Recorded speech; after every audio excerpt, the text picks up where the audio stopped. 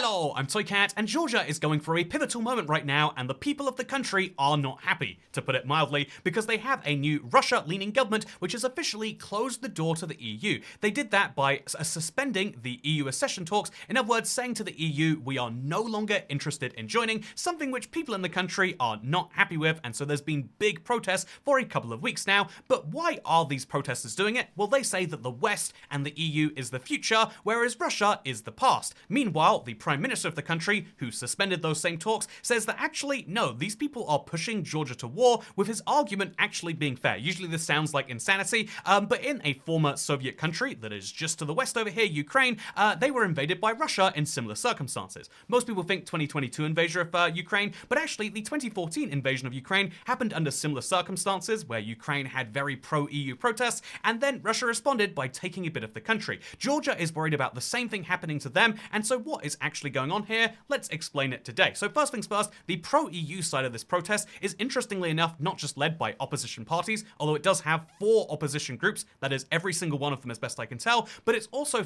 spurred on by the figurehead pro-Western president. It might seem confusing, they have a pro-Western president and an anti-Western prime minister, but we'll come into that. They have a very interesting political system set up, and they argue that the opposition should not enter parliament because of falsified elections. They are arguing that the entire election system is fake, which doesn't seem to be true. I mean, the Georgian Dream really are just incredibly popular as a party in Georgia. Like many parties, they're popular.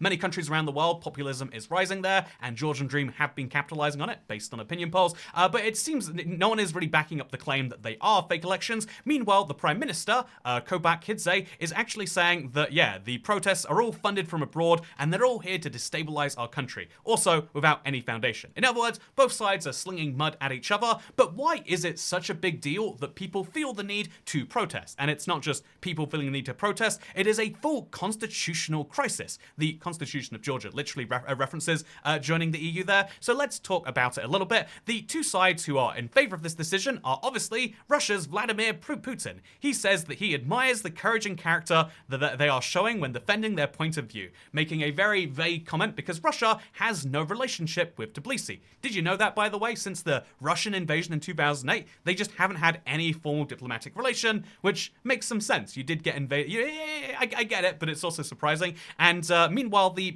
actual prime minister makes an exact, indeed, makes the reference to the Ukrainian-style Maidan Revolution, the one that I referenced, where Ukraine had some pro-EU protests, and then what happened is Ukraine took some of their country. And his point was Georgian police would have to ensure it does not happen. I think that there's a very interesting point in here that, like, this is actually just a business relationship. They want things to go on behind the scenes and maybe reestablish something, but they're more afraid of Russia than trying to join Russia. It is, more of a stance of, let's stabilize what we have here. Sure, maybe the West is great and is the future, but what are we going to lose in exchange for going there? Right now, if you are looking at Ukraine, again, the reason that this is all in the spotlight right now is looking at Ukraine, they're potentially losing 20% plus Crimea off their country, and that's a pretty bad deal just in exchange for being slightly better friends of the rest with the West, right? And so that is exactly what Georgia has to weigh up. What's the other side of this? Well, as the current president would say, by the way, just have to point out the interesting political system. They actually switched away from having a president in 2018, or rather, they're going to have a president, but it's going to be elected by the parliament with an electoral college system. Very fun little system there. But what's even more interesting is, like, wait a minute. So the whole reason this is happening is because Georgian Dream, this man right here, is head of the Georgian Dream party, but the president who is on the other side of this issue is also Georgian Dream. Did I read that correctly? And there's a fun thing where Georgian Dream is a populist party that's so populist they have stances across the place, but they had a whole coalition of parties that were all fighting at the same time, and that's what this woman was elected under, the Georgian Dream Alliance, whereas the current Prime Minister, the guy we just mentioned, is the Georgian Dream Prime Minister, who is part of the party and not the alliance. And aren't politics in other countries fun? I know I'm the only one who cares about this, but I think it's incredibly interesting. And so basically that is the side of the Prime Minister and the President are opposing sides of this, despite being the same alliance. And yeah, the prime minister, the president rather, actually has this stance of like, yeah, the protests are bad, it's terrible, but the ultimate thing is that it's important that we go back towards this. And indeed, they make this point that like, you know, if Georgian Dream is so sure they won the election, let's go ahead with new ones. And basically making the point that we need to move closer to the EU.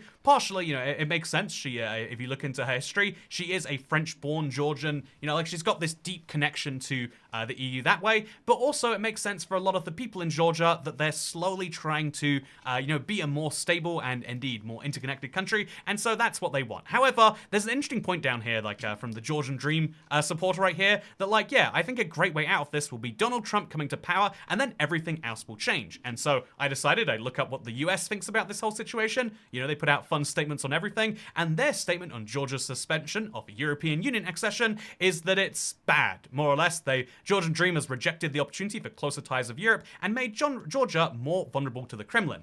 Their argument being that, yeah, you might think you're staying safe from Russia, but the closer you move towards them, the more power you give them to invade you in the future. The Georgian people overwhelmingly support integration with Europe. The United States condemns the excessive use of force against Georgians seeking to exercise their right to assembly and expression, including their freedom to peacefully protest. We call on all sides to ensure that protests remain peaceful. In other words, saying, yeah, Georgia, if you do what you want, you're a country or whatever, but we think that the people want the opposite of what the government wants, which is sort of an admission from the Prime Minister himself too. Like, he's not saying that the majority of Georgians are excited to get a little closer with their neighbor who invaded them 16 years ago. He's just saying, like, you know, in the grand scheme of things, maybe that's better. And so now let's, an interesting article I read was about Georgian Dream and how this might be the end for them, right? Because surely if they are doing something the majority of people don't like, that has to be bad. But the interesting point here is actually, no, even though they captured the world's attention and they've done this big unpopular policy, but if Georgians are so passionate about Western integration, why do they keep electing an anti-EU party? And I mean, the answer is like politics are complex, right? Some people like certain policies, but they like other ones a lot more and are willing to vote for them. You know, namely, the economy is usually the one that comes away a bunch more. And yeah, why did the West, you know, not focus on working with you know, Georgia a bit more? Indeed, the Western partners did not grant Georgia's NATO membership action plan. They didn't move closer when they could. The EU hasn't been moving fast enough either. And so ultimately, maybe that's the deal. And then they make an even more interesting point that China isn't perceived as an existential threat to Georgia the way Russia is, and Georgians are now accustomed to the idea that Chinese companies are going to be winning these infrastructure tenders. And also, Georgia has joined a lot of different initiatives with China. They build infrastructure, they guarantee their defense. In fact, again, I learned something very interesting, that Georgia is a part of the Global Development Initiative, which a lot of countries are, basically all non-Western ones, but they're also a part of China's Global Security Initiative, and this is a very unique thing to like combine the region together, but it is something which they are broadly in support of. And so, although actually, you know, funnily enough, not on this map right here. If we look, there's Georgia, not in it, but there's Azerbaijan making very vague comments towards it. Is this map old? It's 2023. Anyway, the point here is that Georgia is slowly kind of taking a line under the Georgian Dream Party of like, yeah, the West and Russia are both getting us in a lot of trouble, huh? Maybe we should go towards China. And that is the broader point I think that comes out of this, is that if you are in a place where you're not so clearly aligned with one party or the other, you know, China has some money to offer, and all they want from you is a nice warm water port, or a deep sea port indeed. And I think that that is a very, very, very intriguing concept that, like, actually, maybe neither. Maybe in a case where you have two parties who hate each other that are both fighting over you, maybe the best thing to do is either pit them off against each other or get a third person in there to help you out. And ultimately, you know, as silly as that sounds, I think it is the most successful strategy. And after looking into Georgia more broadly, things are going very well in the country. Again, if the only story you hear about them is this and how rough things are going right there, you might think that Georgia is down a rough path,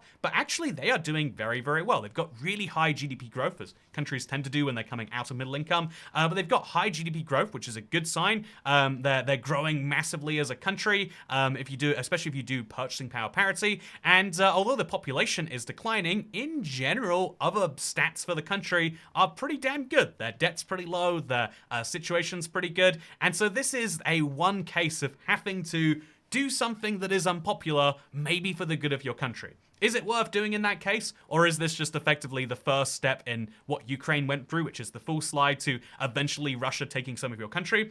It's a bit of an interesting debate. I think it's never really that possible to understand exactly what Russia wants from its neighbors. You know, is Russia's dream one day to take a few more slices out of Georgia, as it's effectively done with these self-governing republics? Entirely possible. Entirely possible that Russia is just like scheming that way, or maybe Russia just wants a certain level of integration and cooperation from its neighbors, and the lack of foreign militaries in any of its bordering states. Maybe that's the case. It's one of those things where I feel like you seem like a Russia apologist if you imply that any of that second bit is true. But also, I find it hard to imagine that any country, even one led by Putin, is purely doing crazy things for the sake of stealing territory in 2024. But maybe that makes me wrong. Speaking of ways I'm wrong, I hope you enjoyed this video. Please do consider subscribing, or don't. Actually, it's your choice. Second channel, don't care. Goodbye.